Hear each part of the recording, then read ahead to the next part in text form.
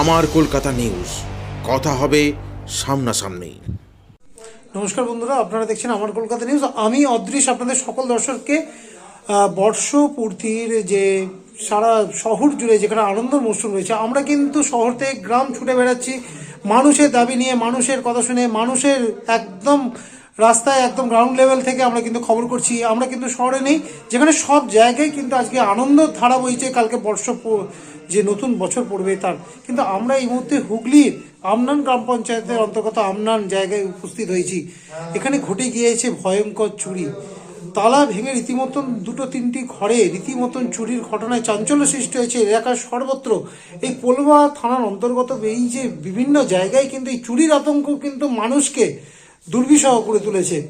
আপনারা দেখাবো কিভাবে চুরিগুলো ঘটেছে। তালা ভেঙে রীতিমতন কিন্তু মানুষজন আতঙ্কিত। এইভাবে এই যে পোলবা থানার অন্তর্গত বিভিন্ন জায়গায় চুরির ঘটনায় কিন্তু শোরগোল পড়ে গেছে। কিন্তু সর্বত্র পোলবা থানার অন্তর্গত যত গ্রাম আছে, দিনের পর দিন চুরির থেকে ডাকাতি উপদ্রব বাড়ছে। প্রত্যেক দিন কিন্তু কম বেশি করে চুরি হয়ে যাচ্ছে এই অঞ্চলে। দেখাতে থাকবো এবং দেখতে থাকুন কিভাবে চুরিগুলো ঘটেছে এই বাড়িতে। নমস্কার, দেখতে থাকুন আমার কলকাতা নিউজ।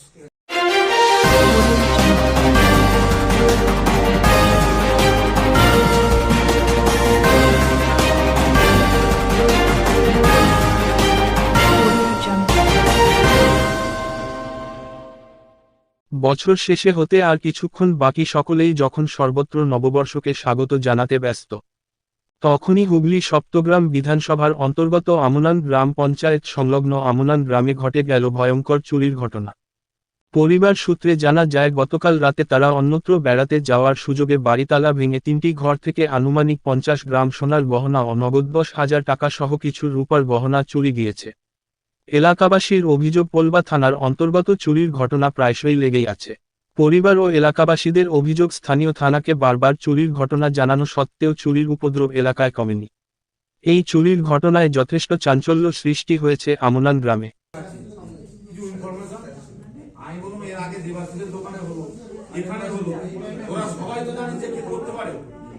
তোরা যখন মানুষকে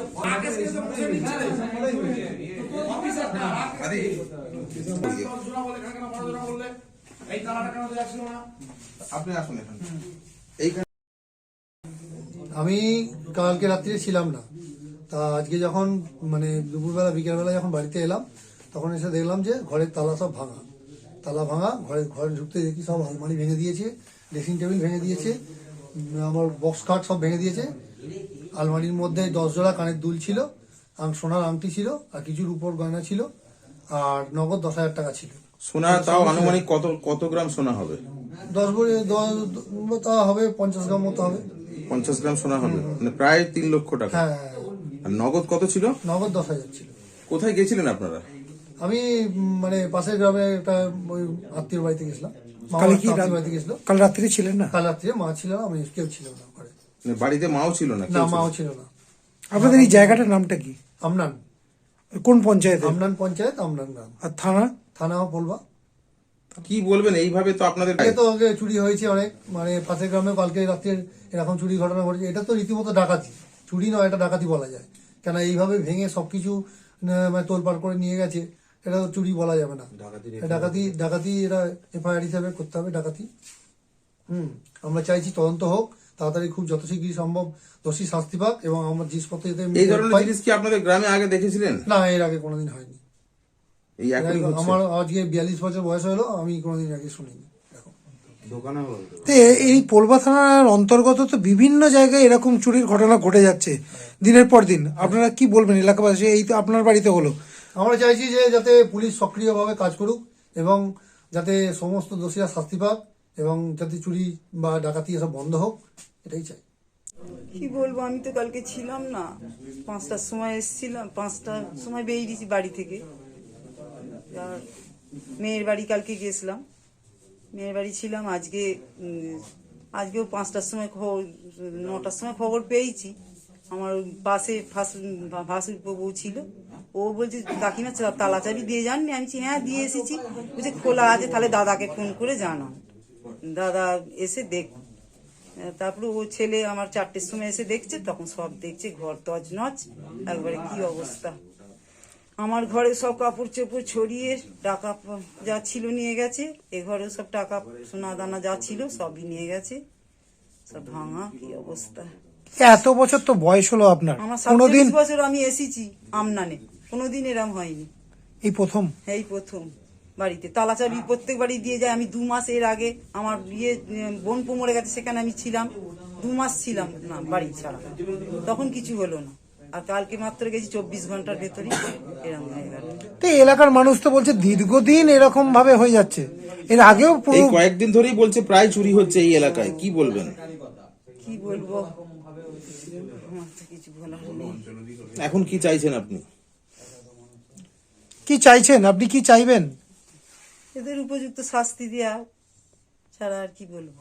কি বলবো বলুন দেখিনি। এখন ব্যাপার হচ্ছে আমাদের নিরাপত্তা এবং দেওয়ার দায়িত্ব হচ্ছে পুলিশের, কিন্তু আমাদের বক্তব্য হচ্ছে শুধুমাত্র ঘটনা যে এই বাড়িতে ঘটেছে তা নয়।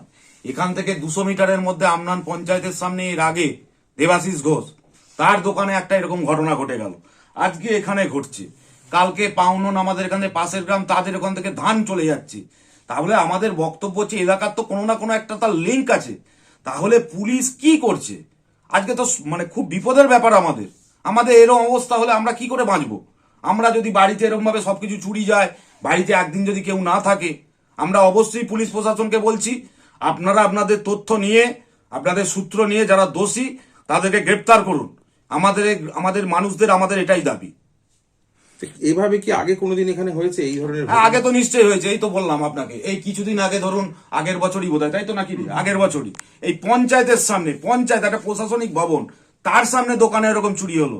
তার থেকে 100 মিটারের মধ্যে এখানে হলো।